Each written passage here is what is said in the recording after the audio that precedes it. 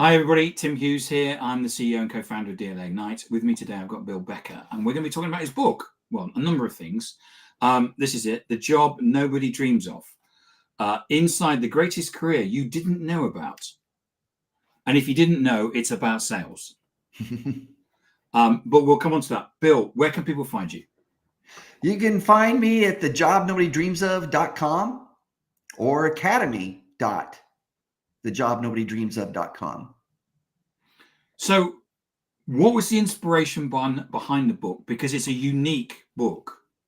Exactly. It's back right after 9/11. I was selling computer training, and I got the state contract for workforce retraining all the people that had been laid off. And I started thinking, you know what? They don't lay off salespeople. Now, that's not true today, and we don't have enough time for that rant. But I just like, you know what? No one grows up wanting to be a salesperson. I wanted to be a veterinarian, and then I found out how long I was going to have to go to college and science and all that stuff. I said, all right, well, I'll be a radio DJ. Then I realized they didn't make any money. So I did the next best thing and went into radio sales and did that for about 16 years, and then went into IT sales after that.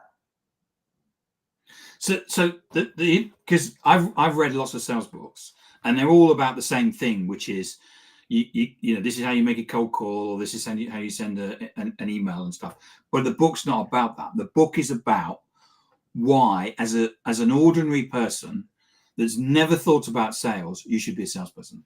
Absolutely. It's not how, it's why. Yeah. So I decided when I retired, I wanted to evangelize about sales careers because I think it's the most equitable career out there. There's no barrier to entry, no education requirements. You don't need experience. And then what's happening in the world today, that, you know, there's not a lot of hope sometimes. That you got two things going on. You have unemployment and you have underemployment. And I can actually make a case that unemployment might be better. And the reason for that is if you don't have a job, at least you have the hope that, you know, at some point I'm going to get a job and everything's going to be better. But then you find yourself working 40 hours a week, busting your butt, and you're barely making ends meet or not even making ends meet. And it's like, then you don't have any hope. Sales is the one job that you can go get, even if a company isn't hiring. Yes. I love it. Because what you do in the book is you talk about why you should go into sales, and the fact that you can, and the fact that you say, you know, when I started in sales, I had no experience of sales. Yep. Even though you say, because what people hear, that he's got 16 years radio advertising experience, but you started with no sales experience. Yeah, and that's not even exactly true, because here's the deal. Everyone's a salesperson. So yeah, when I'm out there dispelling myths about sales and salespeople, that it's not about high pressure, it's not about tricking, it's simply having a conversation. I had this motto at the tail end of my career. I said, and I'll do the clean version, I never sold anything, I figured stuff out. And sales is just a conversation. If you go on a job interview, you sold yourself. If you ask someone out on a date, you sold yourself. And that's all it is. I never convinced anybody in the job I retired from that they needed our service. Well, instead, we learn sales as babies because we basically trick our parents into knowing when we want to be fed. Sure. Yeah, absolutely. So it, you know, in a way, sales is natural to us. But the point of the book is not to be directed at salespeople. It's directed at non-salespeople to say, hey, have you thought about this? Because actually, this is a really good career that you could get into. It's again, he's talking about hope. There's things going on out there that is just like, you know what? I didn't go to college. I wish I'd done that. And it doesn't matter what you're doing today. And part of the message is, okay, well, Bill, you convinced me. How do I go about doing this? Well, you're not going to apply online. You're not going to talk to HR. You're not going to talk to a recruiter. Why? Because you don't have any sales experience. Yeah. Instead, you find the person, ideally the person you would be working for. And there's multiple ways to do that. You've got to live in LinkedIn. is a great way to start. But eventually you either get in front of them face to face, virtually, through a video. You go, Tim, this is what's going on in my life. I made some mistakes, or I didn't take advantage of some opportunities, and I'm just not happy where I am. And I don't have the kind of future that my family deserves. I did, however, figure out that the future I want and my family deserves is selling your stuff. All you need is one person to sit there and go, holy crap, I just hit the lottery. I can teach them whatever product knowledge they don't know, but they're going to be motivated. And that's the beauty of this. Yeah, I mean, I'm still amazed that I've run podcasts on how to get jobs. And at one point, I said, people go, what, you can ring up the person, the sales director. Yes.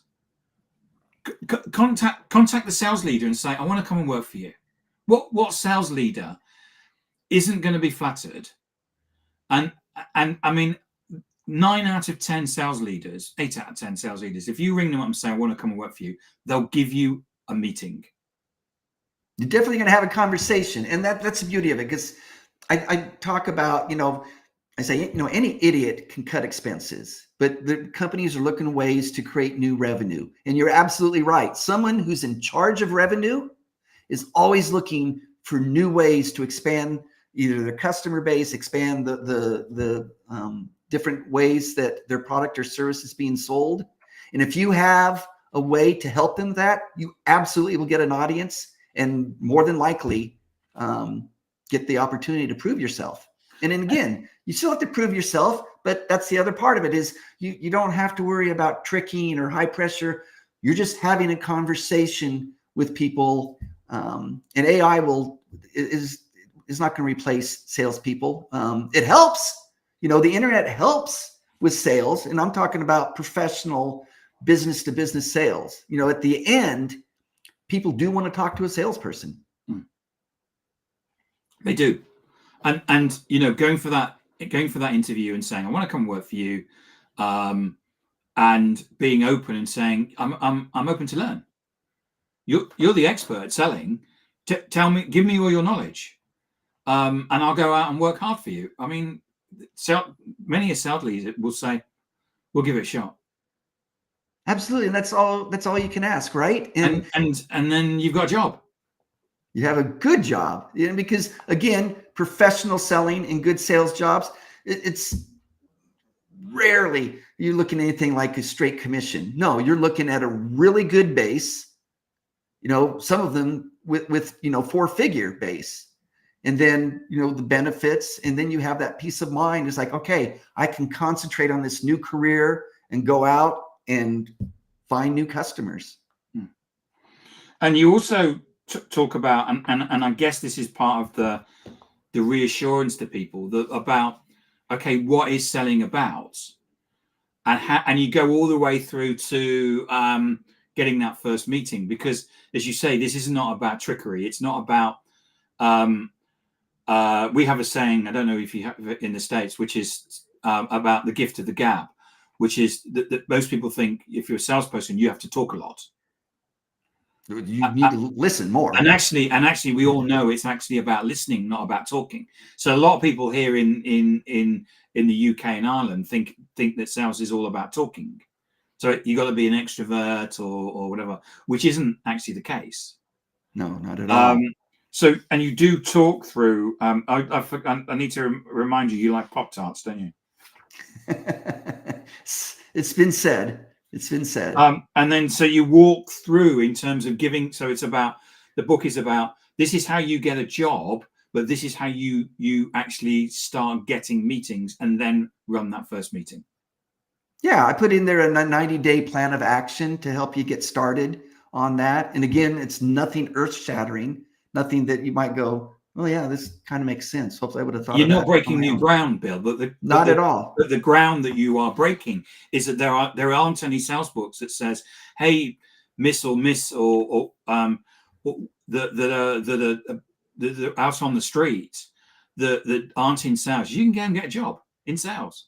Yep, absolutely. And I've seen it happen. That's one of the reasons I'm so excited about evangelizing about this. One area I never thought I'd be working at when I first started this is people who've been incarcerated. You think it's tough finding a job today? Now, hey, you spent 3 years in prison. How difficult is it now? But again, all it is you want to get in front of someone that can appreciate your motivation. That's the beauty of it. You get in front of a director of sales, sales manager, business owner. You just proved you could get to the decision maker, right? Yeah. Just that in itself, you just proved you're a salesperson. Yeah, it's amazing, isn't it? That if the person in the interview says, "Well, how do you prove that you're in sales?" I say, "Well, I'm sitting here."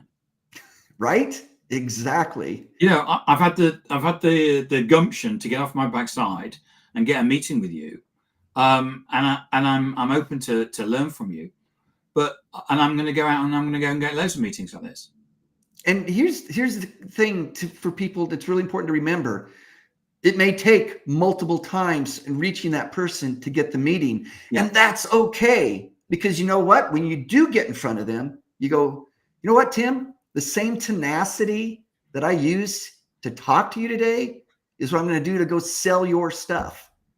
Now, I did that when I would, reach out to prospects. It's like, look, I wouldn't continually, reach out to you and send you information that I believe, could be helpful if I wasn't sure I could help you.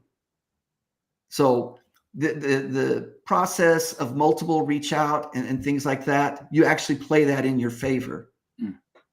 And that's the word tenacity is an important word, which is that's a skill that salespeople need to have, which is to continually, if you want to go and work at a particular organization and they knock you back the first time, then you go you keep trying and trying and trying. It's no is just no today. And I always made a joke. I'm a little self-deprecating. It's like, I knew I wasn't going to make any money off my looks or my personality, but I was tenacious as hell. And that's, the biggest sale I ever had in my career was something I went and pulled off the dumpster. And it just, it's. So what was that? What's that? What you said what's the biggest sale that you made? It's a software company called Veritas, and they originally had said no to our company. It was run by somebody else, another salesperson, and I knew, because I'd seen the email that said they're going with somebody else, that one of the reasons that they chose not to use us was response to their questions. It's like, that's my wheelhouse, and this is, I talk about this all the time. I got praised every single week of my career, how fast I responded to an email or a phone call. I actually had a separate folder in my Outlook of every time. They were like, little awards to me. And when it first happened, I was like, this is weird, because I thought I was just doing my job. Yeah. And then I realized, I'm glad that a lot of salespeople don't do that, because then it's easy for a dork like me to shine. And so what did you do with Veritas then? So we ended up having, they responded to the meeting, and then, IT services, it's not a 1 or 2 meeting sale. So, but they built up trust. And that's a big thing here too, because in the end, when you talk about multi-million-dollar sales, they're not talking about your bells and your whistles, your features and your benefits. They're looking for peace of mind. Yeah. Because if you buy the wrong TV, you're out a few $100, couple thousand. You buy the wrong grill, you're out a little bit of money. You make the wrong purchase for your company, it could cost you your job. Yeah. So they got to feel good. It's like, you know what? This dude, Bill, is going to be in our corner. I agree. Yeah. And after that, that's part of like figuring it out, because again, in multi-million-dollar sales, there's multiple streams going on. You're talking to your prospect, you have technical, you have security, you have procurement. And that's where it ends. It's really like, project management. But if we take it from let's, we walk out into the street and say, you could be a salesperson. They say, well, I've never thought about that. You could be selling something where you're in effect going and saying you're pitching something, and it could be a 1-meeting sell or a 2-meeting sell. It could be very straightforward, couldn't it? Yeah, it could be whatever. I mean, that's one of the things that we talk about in the book and everything is like, okay, what do I sell? Well, I mean, the first thing to think about is what interests you. Yeah. You don't have to. I mean, I'm not big technologist, but I made an amazing career in technology. So it's nice, but it's not necessary. It was cool for me to, represent a company that was on the cutting edge of technology.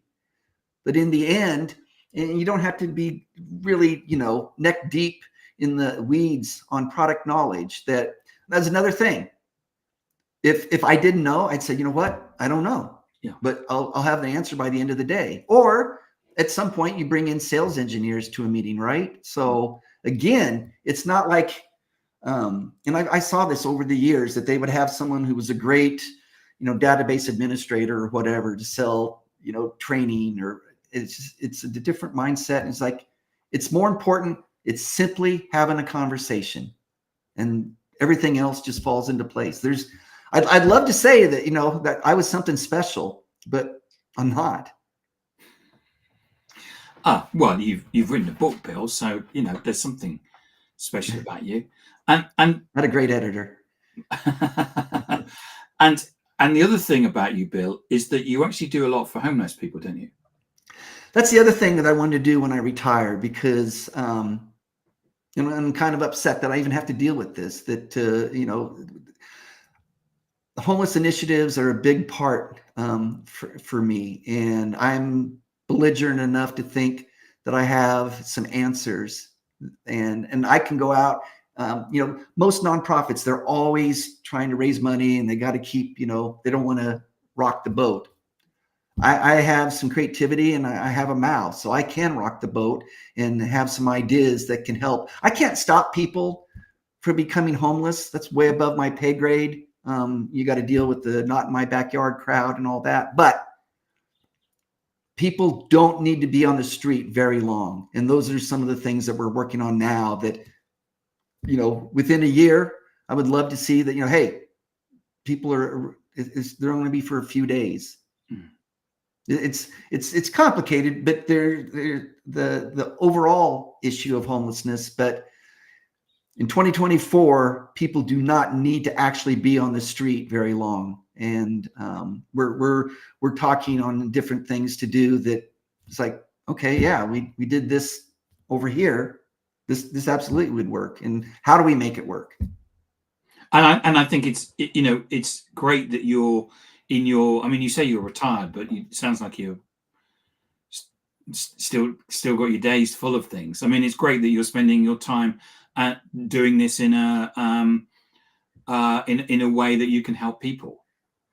I had so many good things happen to me, through my life. So it's paying it back, and they kind of play together a little bit too. Because although one thing that people are often surprised about, that a good portion of people who are homeless actually have jobs.